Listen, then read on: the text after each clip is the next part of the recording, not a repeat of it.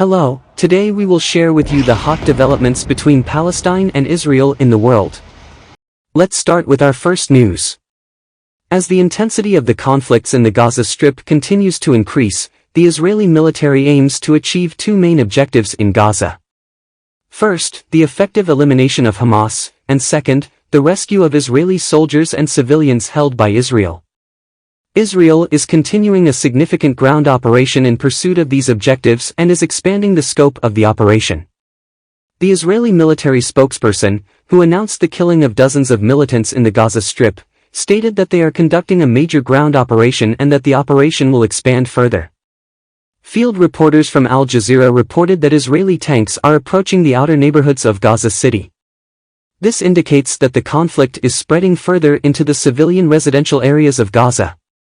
The clashes between the Israeli military and Palestinian militants near Salah al-Din Street in Gaza are a sign of the escalation of violence in the region. The Gaza Strip continues to be rocked by increased violence and conflicts in recent times. The Israeli military is continuing ground operations with several tanks and a bulldozer that reached the Netzarim junction in the southern part of Gaza City. Simultaneously, the Israeli military has reported intense clashes with militants in the northern part of Gaza. In response to attacks coming from southern Lebanon, the Israeli military continues to conduct direct attacks on these cells. This is seen as a determined response to attacks from across the borders. The Israeli military has announced that it is conducting a significant ground operation in Gaza. The objectives and outcomes of this operation continue to shape the course of the conflict. As the security situation in the region becomes increasingly complex, tension persists between the parties. In the events that occurred on Israel's northern border, one Israeli soldier lost his life, and two soldiers were wounded as a result of a tank overturning. Additionally, in Jenin, the number of casualties resulting from Israeli forces' gunfire has risen to 4. Palestinian media reported that among those killed in the clashes was a commander from the Jenin brigade. Furthermore, there was a raid by Israeli forces near the United Nations Relief and Works Agency for Palestine refugees in the Near East headquarters in Gaza City. Such operations can hinder the work of humanitarian organizations in Gaza and further deepen the humanitarian crisis in the region. Israel targeted the El Jama military hill in the western rural area of Dara, where Iranian militias are believed to be stationed, with missile strikes. This stands out as one of Israel's measures to address security threats in the region. Such operations carried out by Israel to address its security concerns in the region reflect the complexity of the conflict. In the Gaza Strip, Israel continues its sustained and intense attacks on various areas. These attacks contribute to the escalation of the conflict in the region and raise significant concerns about the safety of the civilian population. The communication network disruption in the northern Gaza Strip further deepens the humanitarian crisis in the region. Restoring the communication network is of critical importance for effective aid distribution and the safety of the civilian population. Israeli forces continue to strike and engage in conflict in the city of Jenin, demonstrating how fragile the security situation in the region is. Prime Minister Netanyahu's office announced that there is no return to the situation before October 7 and that they are against a ceasefire. This indicates that the conflict is ongoing, and tensions between the parties persist. The rocket bombardment from the Gaza Strip targeting the cities of Ashdod and Ashkelon continues. One of the rockets struck a factory in Ashkelon, causing a fire. While the violence in the Gaza Strip continues unabated, the Israeli artillery is firing shells towards the Nuseirat refugee camp located in the center of Gaza. Additionally, reports of attacks near Naqoura in southern Lebanon have been reported. These developments indicate that the conflict in the region is spreading beyond its borders. The Israeli military has stated that it killed dozens of group members in Gaza throughout the night, demonstrating that the conflict is escalating and violence is increasing between the parties.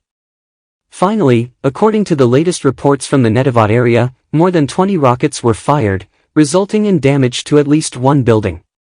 This shows that missile attacks from the Gaza Strip into Israel continue.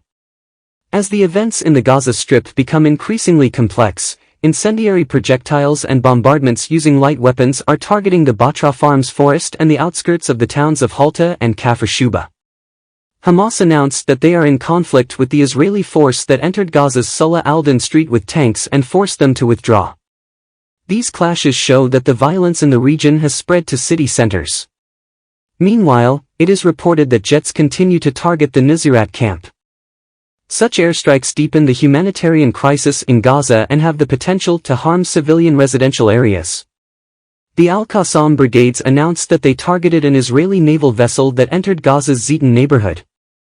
Such attacks show that the conflict has also extended to maritime boundaries.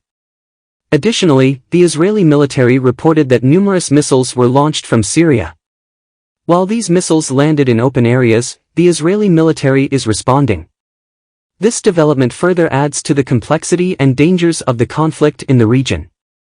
At the same time, an Israeli airstrike in Jabalia resulted in the loss of 24 lives. Events like this underscore the humanitarian dimension of the conflict in the region and raise significant concerns about the safety of the civilian population.